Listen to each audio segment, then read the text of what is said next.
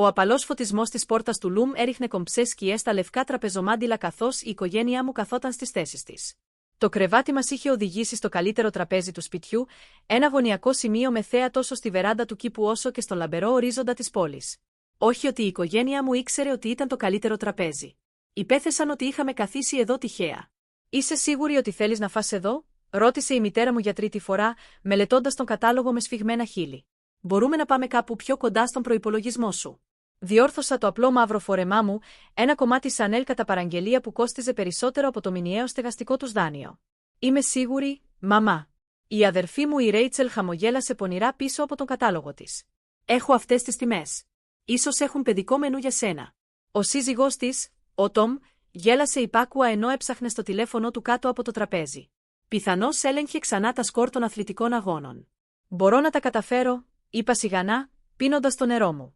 Στην πραγματικότητα, θα μπορούσα να αγοράσω κάθε μπουκάλι κρασί από τον θρυλικό πολιτή τους χωρίς να ζημιώνω τους λογαριασμούς μου. «Λοιπόν, μην περιμένεις να βοηθήσουμε», γκρίνιαξε ο πατέρας μου, τραβώντας το σφιχτό κολάρο του. «Επειδή έχεις γενέθλια, δεν σημαίνει ότι θα σε γλιτώσουμε». Μακάρι να ήξεραν ότι είχα επιλέξει προσωπικά κάθε μαχαιροπύρουνο, κάθε κρυστάλλινο ποτήρι, κάθε λινή πετσέτα σε αυτό το εστιατόριο. Μόνο η ανακαίνιση είχε κοστίσει 8 εκατομμύρια. Ένα Σαμουά πλησίασε το τραπέζι μας, με άψογο τρόπο. Θα ήθελε η κυρία να διαλέξει το κρασί. Πριν προλάβω να μιλήσω, η Ρέιτσελ πετάχτηκε μέσα. «Λοιπόν, βάλτε το σπίτι σας κόκκινο», ανακοίνωσε ξεκάθαρα προσπαθώντας να με γλιτώσει από την αμηχανία. «Το φθηνότερο μπουκάλι». Τα μάτια του Σάμο έπεσαν πάνω μου για λίγο. Του έκανα ένα διακριτικό νεύμα. «Πολύ καλά. Και να ενημερώσω τη Σεφ Μισελ ότι είστε έτοιμοι να παραγγείλετε». Στην πραγματικότητα, είπα απαλά, είχα κάτι ξεχωριστό στο μυαλό μου για απόψε.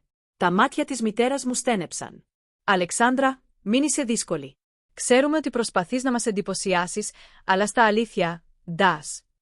Την διέκοψε η άφιξη του ίδιου του Σεφ Μισελ, με το άσπρο παλτό του άψογο, η παρουσία του να τραβάει αμέσως την προσοχή από τα κοντινά τραπέζια. «Κυρία Ιδιοκτήτρια», είπε με μια ελαφριά υπόκλιση, «το ειδικό μενού σας ετοιμάζεται όπως ζητήθηκε». Η σιωπή που έπεσε στο τραπέζι μας ήταν απόλυτη. Το πιρούνι της αδερφής μου χτύπησε στο πιάτο της. «Λυπάμαι, πως τη φωνάζατε», κατάφερε να ψελίσει η Ρέιτσελ. Η Σεφ Μισελ φάνηκε μπερδεμένη για μια στιγμή και μετά η κατανόηση φάνηκε στα μάτια του. «Αλφα, συγγνώμη. Μήπως αυτό ήταν έκπληξη?» «Εντάξει, Μισελ», είπα, επιτρέποντας στον εαυτό μου ένα μικρό χαμόγελο. «Νομίζω ότι ήρθε η ώρα να το μάθουν». Το πρόσωπο του πατέρα μου είχε πάρει μια ενδιαφέρουσα απόχρωση κόκκινο. «Ιδιοκτήτη, για τι πράγμα μιλάει?» Ήπια άλλη μια γουλιά νερό, απολαμβάνοντας τη στιγμή. Η πόρτα του Λουμ είναι ένα από τα εστιατόρια μου μαζί με ολόκληρο τον όμιλο βασιλικής φιλοξενίας. «Ένα ποτά». Η φωνή της μητέρας μου έσβησε καθώς τα μάτια της έτρεξαν γύρω από το εστιατόριο με αστέρι Μισελέν. «Αυτό είναι αδύνατο. Αυτό το μέρος αξίζει πολλά. Τελείωσα όμως για εκείνη. Είναι μόνο ένα μικρό μέρος του χαρτοφυλακίου μου». Ο σύζυγος της Ρέιτσελ, ο Τόμ, σήκωσε επιτέλους το βλέμμα του από το τηλέφωνό του, με τα μάτια του ορθάνυχτα. «Αλλά εσύ οδηγείς μεταχειρισμένο Χόντα». Χαμογέλασα. «Για την ακρίβεια, έχω μια συλλογή από αυτοκίνητα. Το Χόντα είναι μόνο για οικογενειακές συγκεντρώσεις». Η Σεφ Μισελ καθάρισε ευγενικά τον λαιμό της. «Να ξεκινήσω με την υπηρεσία χαβιάριου, κυρία μου. Το ειδικό απόθεμα που εισαγάγατε από τη Ρωσία την περασμένη εβδομάδα έφτασε». Η οικογένειά μου καθόταν άναυδη σιωπηλή καθώς η πραγματικότητα σιγά σιγά καταβυθιζόταν. Και αυτή ήταν μόνο η αρχή αυτού που είχα σχεδιάσει για απόψε. Το χαβιάρι έφτασε σε ένα κρεβάτι από θρηματισμένο πάγο, σερβιρισμένο σε μια συμπαγή ασημένια πιατέλα που είχα επιλέξει προσωπικά από έναν τεχνίτη στην Αγία Πετρούπολη. Λεπτά κουτάλια από φίλντιση έλαμπαν δίπλα. Το καθένα άξιζε περισσότερο από το ακριβό ρολόι που ο πατέρας μου είχε καυχηθεί ότι αγόρασε τα περασμένα Χριστούγεννα. «Αυτό είναι αληθινό μπαλούγκα», τράβλησε η μητέρα μου, παρακολουθώντας τη Σεφ Μισελ να σερβίρει επιδέξια τα λαμπερά μαύρα μαργαριτάρια. «Από το ιδιωτικό μου απόθεμα», επιβεβαίωσα. «Η βασιλική ομάδα φιλοξενίας έχει πλέον αποκλειστικά δικαιώματα εισαγωγής». Τα χέρια της Ρέιτσελ έτρεμαν καθώς άπλωσε το χέρι της για το ποτήρι κρασιού της. Ο Σαμουά είχε επιστρέψει με ένα μπουκάλι Σατόου Λοβ Ροθτσάιλντ 1982 από τον προσωπικό μου πολιτή, όχι από τη συλλογή του εστιατορίου. «Αλλά δεν καταλαβαίνω», είπε, με τη φωνή της πιο ψηλή από το συνηθισμένο. «Δουλεύει σε εκείνη τη μικρή εταιρεία συμβούλων στο κέντρο της πόλης, αυτή με το άθλιο γραφείο». Χαμογέλασα ελαφρά. Morgan International. Αυτό το άθλιο γραφείο είναι στην πραγματικότητα απλώς η είσοδος για το κοινό. Καταλαμβάνουμε τους τελευταίους 30 ορόφους του κτηρίου. 30 όροφοι. Ο Τομ φαινόταν επιτέλους πλήρως απασχολημένος. Το τηλέφωνο του είχε ξεχάσει. Αλλά αυτός είναι ο πύργος Μόργαν. Αυτή είναι η έδρα της Morgan Global Enterprises. Τελείωσα για αυτόν γιατί ξέρω ότι εγώ τον έχτισα. Το πρόσωπο του πατέρα μου είχε αλλάξει από κόκκινο σε μοβ. Αυτή είναι μια εταιρεία πολλών δισεκατομμυρίων δολαρίων. 57 δισεκατομμύρια από το κλείσιμο της αγοράς σήμερα το πρωί. Διόρθωσα απαλά, αν και αυτές είναι μόνο οι δημόσιες συμμετοχές. Η σεφ Μισελ επέστρεψε με το επόμενο πιάτο, ένα λεπτό ριζότο τρούφας που μας είχε βοηθήσει να κερδίσουμε το τρίτο μας αστέρι Μισελέν. Κυρία, να συνεχίσω με το πλήρες μενού γευσηγνωσίας όπως είχε προγραμματιστεί. Ναι, ευχαριστώ. Μισελ. Και σε παρακαλώ στείλε αυτά τα 96 μη ταυσίγμα γιοτατάφ για να τα συνδυάσεις με το πιάτο με θαλασσινά. Η μάσκαρα της Ρέιτσελ άρχισε να τρέχει καθώς έπιανε τη χαρτοπετσέτα της. Αλλά όλες εκείνες τις φορές που σε καλέσαμε σε διακοπές και είπες ότι δεν μπορούσες να φύγεις από τη δουλειά. Το να διευθύνεις μια παγκόσμια εταιρεία κρατάει κάποιον απασχολημένο, είπα δοκιμάζοντας το ριζότο, αν και συνήθως ήμουν στο Ντουμπάι ή τη Σιγκαπούρη εκείνες τις εβδομάδες. Οι ασιατικές αγορές απαιτούν προσωπική φροντίδα. Ντουμπάι, ψιθύρισε η μητέρα μου. Σιγκαπούρη, μεταξύ άλλων. Το γραφείο στο Τόκιο άνοιξε μόλις τον περασμένο μήνα. Η επέκταση στο Παρίσι είναι το επόμενο τρίμηνο. Σταμάτησα, παρατηρώντας τις σοκαρισμένες εκφράσεις τους. Το ιδιωτικό τζετ κάνει τις μετακινήσεις ευκολότερες, φυσικά. Ο Τομ πνίγηκε από το κρασί του. Ιδιωτικό τζετ. Ένας τόλος, στην πραγματικότητα, αν και προτιμώ τον Gulfstream για μικρότερα ταξίδια. Το τηλέφωνο μου χτύπησε διακριτικά, ένα μήνυμα από τον συνεργάτη μου στο Λονδίνο. Αύξηση αποθεμάτων 3% στις ασιατικές συναλλαγές. Συνέχισε με την ευρωπαϊκή εξαγορά. Πληκτρολόγησα ένα γρήγορο «ναι» πριν επιστρέψω την προσοχή μου στην οικογένειά μου. Όλοι κοιτούσαν τώρα τα τηλέφωνά τους, ψάχνοντας μανιωδώς στο Google για Morgan Global Enterprises. Κοίτα, είπε αχνά η Ρέιτσελ. Το Forbes μόλις ενημέρωσε τη λίστα των δισεκατομμυριούχων του. Η τρίτη νεότερη γυναίκα δισεκατομμυριούχος στον κόσμο, επιβεβαίωσα. Αν και αυτές οι κατατάξεις είναι πάντα λίγο πίσω, ο πατέρας μου κατάφερε να κρόξει. Δεν ξέρουν για τις ιδιωτικές συμμετοχές ή την απόψινή ανακοίνωση. Σαν να ήταν στο Q, κάθε τηλέφωνο στο τραπέζι χτύπησε ταυτόχρονα με μια εκτακτή είδηση. Τους παρακολούθησα καθώς διάβαζαν τους τίτλους. Η Morgan Global εξαγοράζει την Royal Hospitality Group για 12 δισεκατομμύρια. Μια μυστηριώδης εταιρεία επεκτείνει την αυτοκρατορία της στις αγορές πολυτελείας. Η Wall Street σοκαρισμένη από τη μαζική συγχώνευση στον τομέα της φιλοξενίας. Αυτή είναι η τρεμάμενη φωνή της μητέρας μου. Αυτός είναι ο όμιλος εστιατορίων, μεταξύ άλλων. Το Four Seasons Ritz-Carlton. Κούνησα το χέρι μου απαξιωτικά. Τα έγγραφα οριστικοποιήθηκαν πριν από μία ώρα. Το τηλέφωνο της Ρέιτσελ γλίστρισε από τα δάχτυλά της, χτυπώντας πάνω στα εκλεκτά πορσελάνινα. Τα σερβίτσια, αλλά μόλις κλείσαμε το ταξίδι της επετείου μας εκεί τον επόμενο μήνα. Ναι, είδα την κράτηση, είπα, πίνοντας άλλη μια γουλιά κρασί. Ίσως θελήσετε να ελέγξετε την γλυκά σας επιβεβαίωση.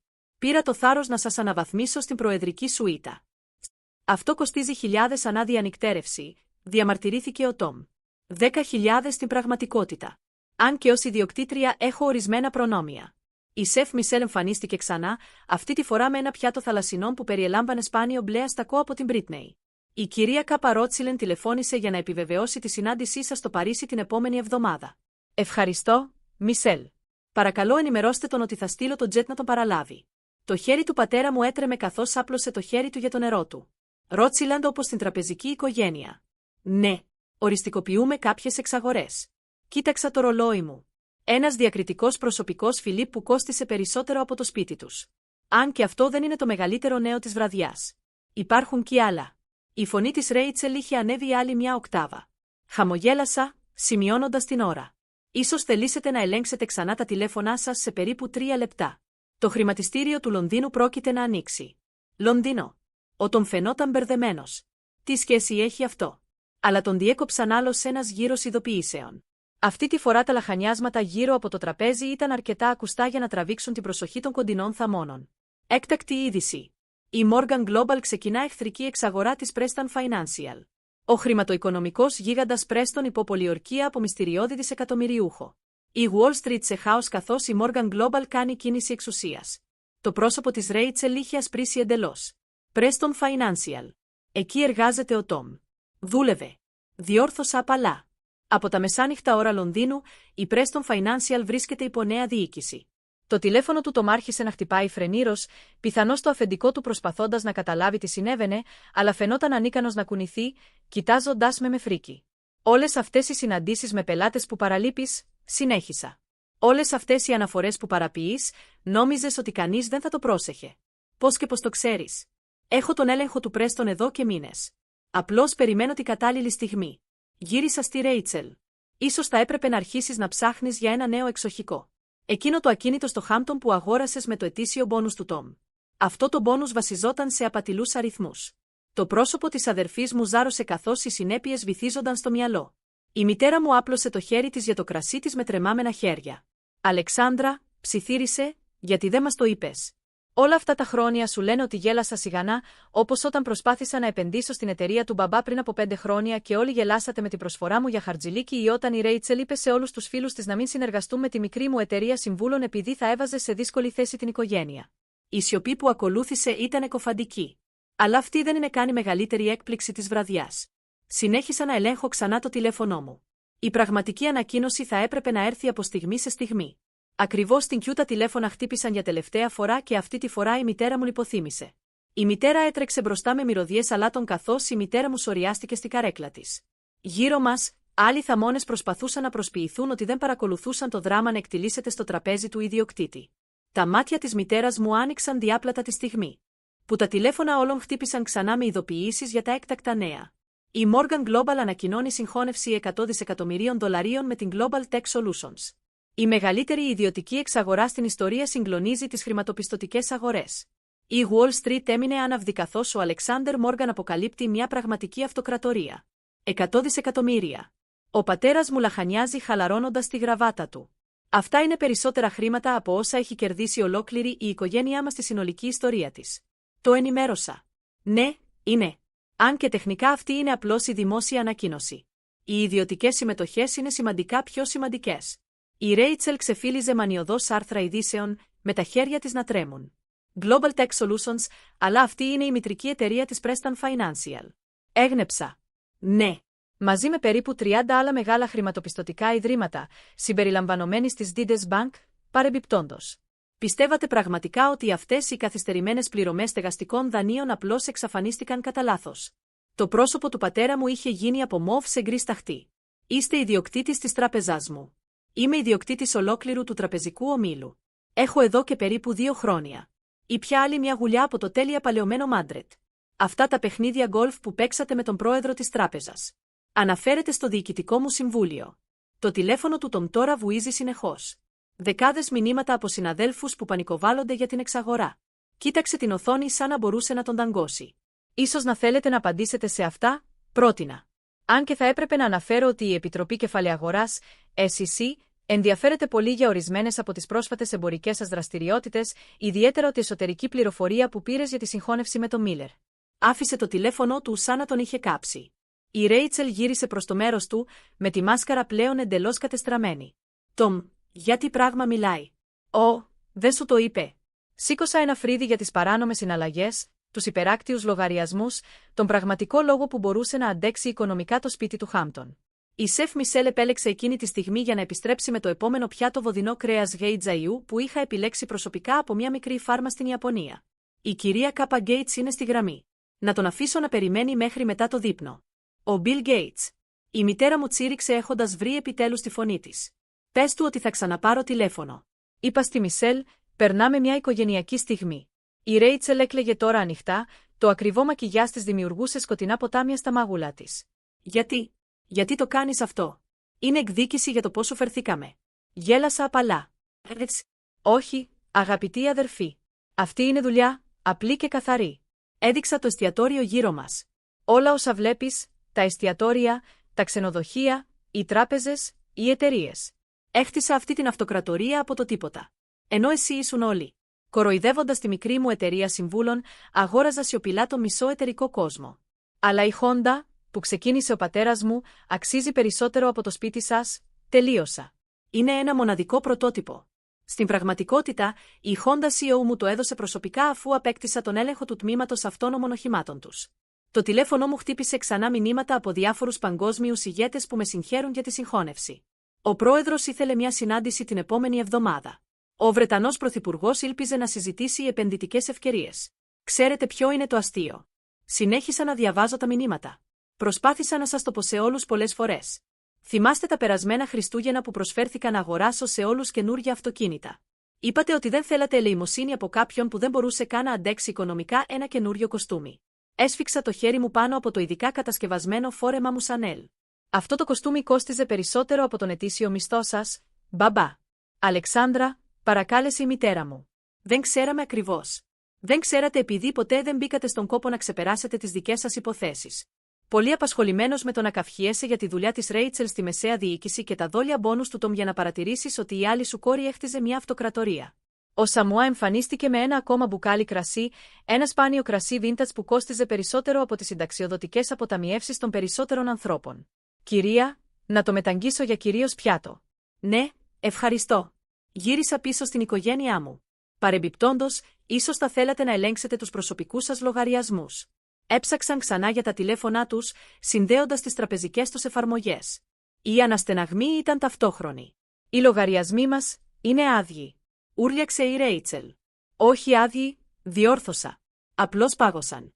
Η Επιτροπή Κεφαλαιαγοράς, SEC, τείνει να το κάνει αυτό όταν ερευνά οικονομικές απάτες.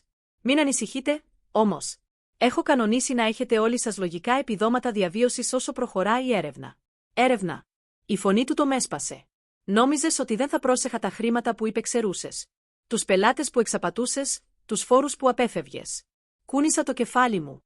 Είχα εγκληματολογικούς λογιστές να παρακολουθούν κάθε συναλλαγή εδώ και μήνες. Ο πατέρας μου σωριάστηκε στη καρέκλα του.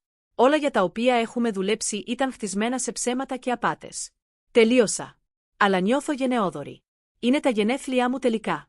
Έβαλα το χέρι μου στην τσάντα μου, ένα προσαρμοσμένο Έρμης που κόστιζε περισσότερο από τα αυτοκίνητά τους, και έβγαλε 4 φακέλους. Μέσα σε κάθε φάκελο θα βρείτε 2 επιλογές. Επιλογή.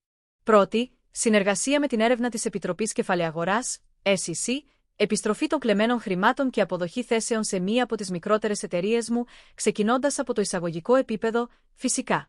Επιλογή δεύτερη, αντιμετώπιση των συνεπειών των πράξεών σας χωρίς την παρέμβασή μου.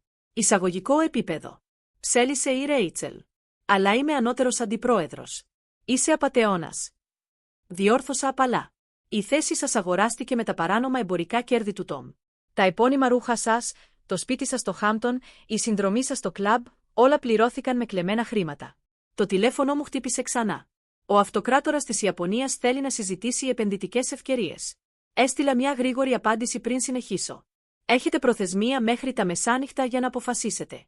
Επιλέξτε με σύνεση. Και αν αρνηθούμε και τις 2 επιλογές, απέτησε ο πατέρας μου, προσπαθώντας να επιδείξει λίγη αξιοπρέπεια.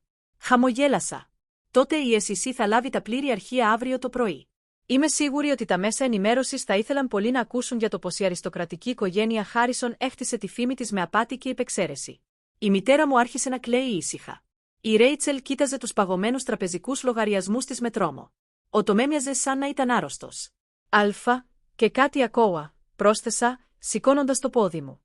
Ο λογαριασμός του εστιατορίου. Είναι του σπιτιού. Άλλωστε, εγώ είμαι ο ιδιοκτήτης του. Καθώς περπατούσα προς την πόρτα, άκουσα τη Ρέιτσελ να φωνάζει απεγνωσμένα. Περίμενε, όλο αυτό το διάστημα. Γιατί δεν μας το είπες? Γύρισα πίσω για τελευταία φορά, εξετάζοντας την διαλυμένη οικογένειά μου. Σου το είπα. Απλώς δεν άκουσες ποτέ.